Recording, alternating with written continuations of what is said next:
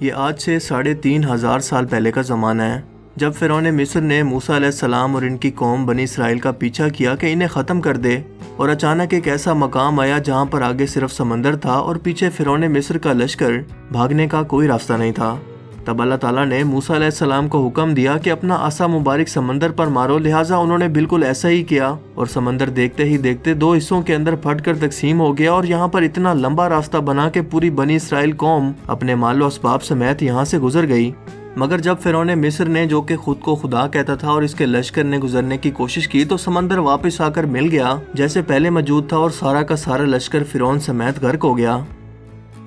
اس طرح سے ڈوب کر مارنے کے بعد سمندر نے صرف فرعون کی لاش کو سمندر سے باہر پھینک دیا، جبکہ باقی لشکر کا کوئی نام و نشان نہیں ملا، اور یوں آہستہ آہستہ کر کے وقت گزرتا گیا۔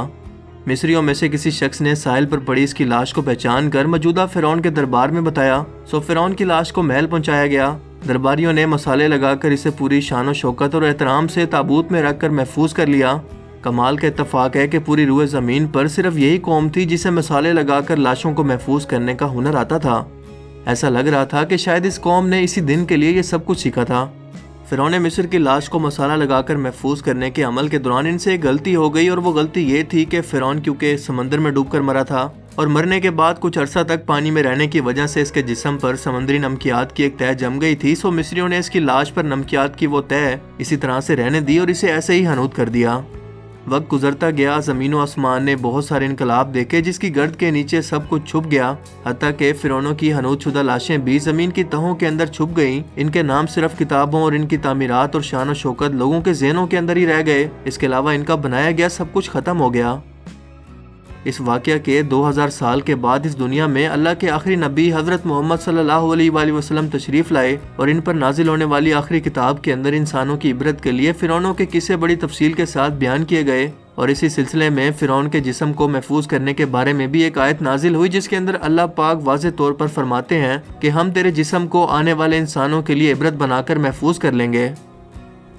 اس آیت مبارکہ کی سچائی پر تمام مسلمانوں کا یقین تو تھا، لیکن وہ یہ سمجھنے سے قاصر تھے کہ اس خدائی کا دعویٰ کرنے والے کی لاش بھلا کہاں محفوظ کی گئی ہوگی، اسے کیسے عبرت کا نشان بنایا جائے گا، کون اس کی تصدیق کرے گا۔ یہ اتنا نازک معاملہ تھا کہ ذرا آپ خود سوچ کر دیکھیں کہ قرآن پاک کے اندر بیان کیے گئے اللہ تعالیٰ کے تمام الفاظ میں سے اگر صرف یہ ایک آیت مبارکہ بھی یا اللہ تعالیٰ کا یہ دعویٰ نعوذ باللہ غلط ثابت ہو جاتا تو غیر مسلم کفار کے سامنے مسلمان کس منہ سے باقی قرآنی آیات کا دفاع کرتے؟ مگر یہ اللہ تعالیٰ کا کلام ہے جس کے اندر شک کی کوئی گنجائش نہیں، اسی لیے ہر دور کے اندر اس نے اپنے آپ کو اور اپنے ایک ایک الفاظ کو منوایا۔ سن 1871 میں مصر کے ایک شہر الگورنیا سے تعلق رکھنے والے غریب اور معمولی چور احمد عبد الرسول کو فرعونوں کی حنوط شدہ لاشوں کی طرف جانے کا خفیہ ترین راستہ مل گیا۔ یہ بس اتنا چاہتا تھا کہ فرعونوں کی لاشوں کے ساتھ موجود قیمتی نوادرات یعنی سونا، چاندی، ہیرے، موتی وغیرہ کو چرا سکے۔ یہ دریائے نیل کے کنارے تبیسا کے مقام پر بیٹھا منصوبہ بندی کر رہا تھا جب اسے ایک خفیہ راستے کا پتہ چلا اور اس نے یہ جگہ کھودنا شروع کی۔ اسی دوران اسے مشکوک سمجھ کر کچھ لوگوں نے پکڑ لیا اور پولیس کے حوالے کر دیا۔ بعد میں وہ جس جگہ کو کھود رہا تھا وہاں سے ملنے والے راستے کی جب مسلسل کھدائی کی گئی تو 1891 کے اندر دوسری ممیوں کے ساتھ ساتھ اس غرق ہونے والے فرعون کی لاش بھی مل گئی۔ اس کے کفن پر سینے کے مقام پر اس کا نام لکھا ہوا تھا۔ ان ممیوں کو ماہرین اپنے ساتھ قاہرہ لے گئے، جہاں پر جب اس کا تفصیل سے جائزہ لیا گیا تو فرعون والی ممی پر جمی ہوئی نمکیات کی تہ سے اس بات کی تصدیق ہو گئی کہ یہ وہی فرعون ہے جسے پانی میں غرق کر کے اللہ تعالیٰ نے نشان عبرت بنانے کا وعدہ کیا تھا۔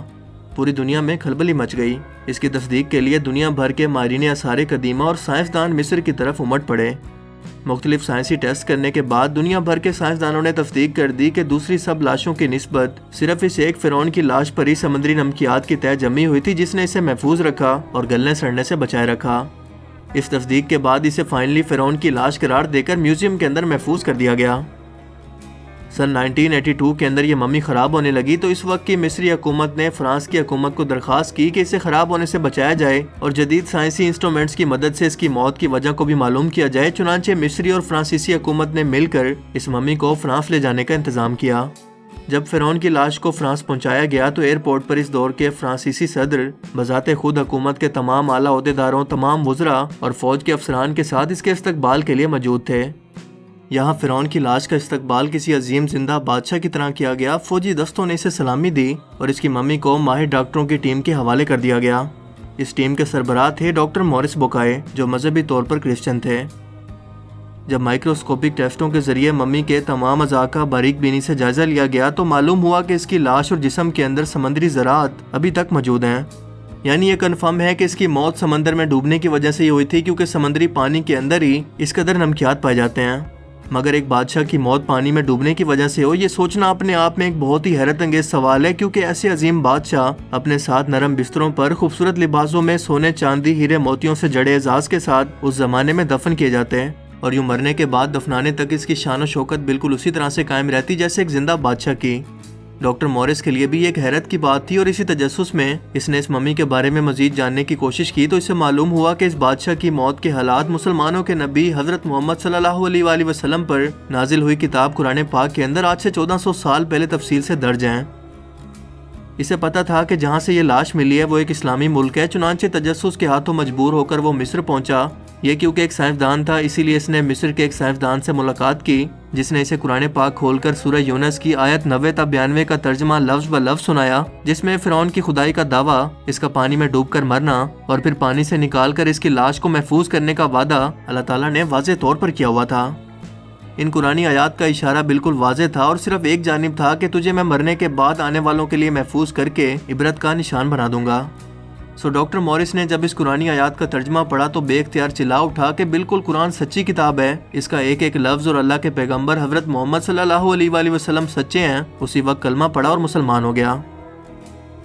قدیم مصر کے اس فرعون توتن خامن کو عام طور پر ایک طلسماتی بادشاہ کے روپ میں پیش کیا جاتا ہے جو بڑے روب و جلال والا اور مضبوط جسم کا مالک تھا، لیکن ایک طویل سائنسی تحقیق کے بعد اب اس کی اصلیت دنیا کے سامنے آ گئی ہے، کیونکہ ماہرین آثار قدیمہ، تاریخ دانوں، سائنس دانوں اور میڈیکل سائنس کے ماہرین نے مل کر مصری شہر گزا کے اندر فرعون کے مقبروں کے شہر میں موجود توتن خامن کے ڈھانچے اور باقیات پر جب جدید ٹیکنالوجی کی مدد سے ریسرچ کی اور سپر کمپیوٹرز کی مدد سے 2000 جسمانی نقوش کی مدد سے اس کے جسم کے خد و خال کی تصویر کو تیار کیا تو معلوم ہوا کہ یہ فرعون قدرے نازک جسم کا مالک تھا۔ اس کا بایاں پاؤں ٹیڑھا تھا اور بیماری اور کمزوری کی وجہ سے وہ چھڑی کے سہارے چلتا تھا۔ اس کے والد اخناتون اور اس کی والدہ کے ڈی این اے کے نمونوں سے یہ بھی معلوم ہوا ہے کہ اس کے والدین آپس میں بہن بھائی تھے۔ ماہرین کا کہنا ہے کہ اس فرعون کی جسمانی خامیوں کمزوریوں کی وجہ بھی یہی تھی کہ اس کے والدین کا آپس کے اندر دراصل بہن بھائی کا رشتہ تھا۔ یہ فرعون آج سے تقریباً 3500 سال قبل مصر کا حکمران تھا، اور اس وقت کی رسم کے مطابق ہر فرعون کی لاش کے ساتھ شاہی استعمال میں رہنے والی کچھ چیزیں بھی ساتھ دفن کر دی جاتی تھیں، جس میں سب سے اہم کچھ ہتھیار تھے۔ اور اس فرعون کے ساتھ جس خنجر کو دفن کیا گیا، اس پر ریسرچ کے مطابق اس کو دراصل کسی شہاب ثاقب یا ایسٹرائڈ سے حاصل ہونے والے کسی لوہے سے تیار کیا گیا تھا،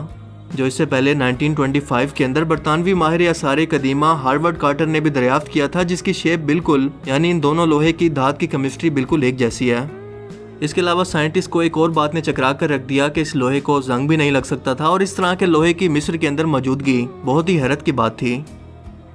meteoritics and planetary science magazine میں پبلش ہونے والی ایک رپورٹ کے مطابق مصر اور اٹلی کے ریسرچرز نے اس خنجر کے لوہے کی بناوٹ کی تصدیق کرنے کے لیے بیرونی ایکس رے کی تکنیک کو استعمال کیا، اور اس کی تحقیق کی مرکزی کردار ڈینیلا کوملی کا کہنا ہے کہ اس دھات کا موازنہ اس ایسٹرائڈ سے کیا جا سکتا ہے جو کہ مصری بحر احمر والے ساحل پر 2000 کلومیٹر کے دائرے میں کبھی گرا تھا۔ اگر آپ پبلش ہونے والی اس ریسرچ کا گہرائی سے مطالعہ کریں تو آپ یہ جان پائیں گے کہ قدیم مصری 1300 قبل مسیح سے یہ جانتے تھے کہ لوہے کے یہ ٹکڑے آسمان سے گرے ہیں، جبکہ یہ بات مغرب کو 2000 سال بعد یعنی آج سے تقریباً 1300 سال پہلے کافی سائنٹیفک ریسرچ سے معلوم ہوئی۔ جبکہ مسلمانوں کو آج سے 1400 سال پہلے اللہ کے رسول صلی اللہ علیہ وآلہ وسلم نے قرآن پاک کے اندر واضح طور پر یہ بیان کر دیا تھا کہ لوہے جیسی دھات زمین پر پیدا نہیں ہوتی بلکہ آسمان سے یا خلا میں کہیں سے آتی ہے، اور یہ قرآن کے ایک اور سائنٹیفک معجزے کی طرف اشارہ کرتی ہے۔